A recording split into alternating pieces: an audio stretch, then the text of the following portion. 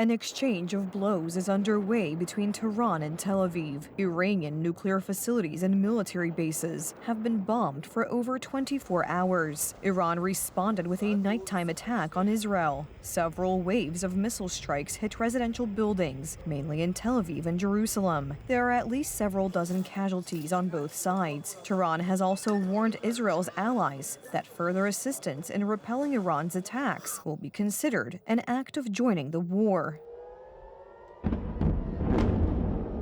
The first strike took place shortly after 8 p.m. Polish time. By midnight, Iran had fired several hundred missiles and drones, which struck targets throughout Israel.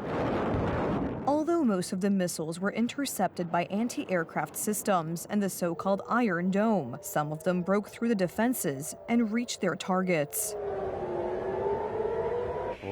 We see the destruction, but nothing will stop us. We must continue our mission and eliminate those who attack us. Nothing will stop us. We will continue with all our strength moving forward.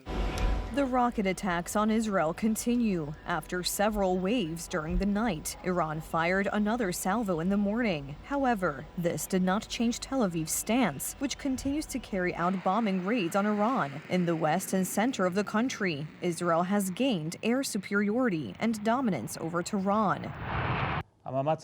We are continuing the two main efforts we have defined for ourselves, defensive and offensive efforts. I remind everyone that we are facing a dangerous and complex enemy. We must maintain a very high level of readiness. There will be even more difficult moments, and we must be prepared for the various scenarios we have anticipated.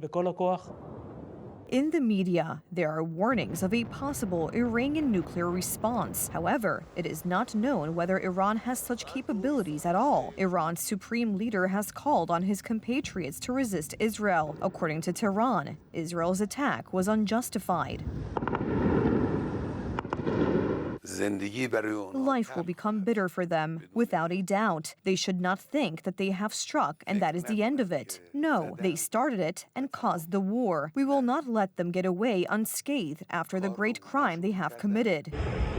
Iran also sent a message to Israel's allies, the United States, Great Britain, and France, who are helping to repel the missile attacks. Shooting down Iranian missiles will be considered an act of war, and therefore your military bases in the Middle East will become targets for our armed forces. However, the West believes that Iran was close to building an atomic bomb, which gave Israel the right to launch a preemptive strike. If Israel were to be attacked in retaliation by Iran, France, given its influence, and if it were in a position to do so, would participate in operations to protect and defend Israel. And I have indicated our readiness in this regard. Conversely, I have no plans to participate in any offensive operation whatsoever.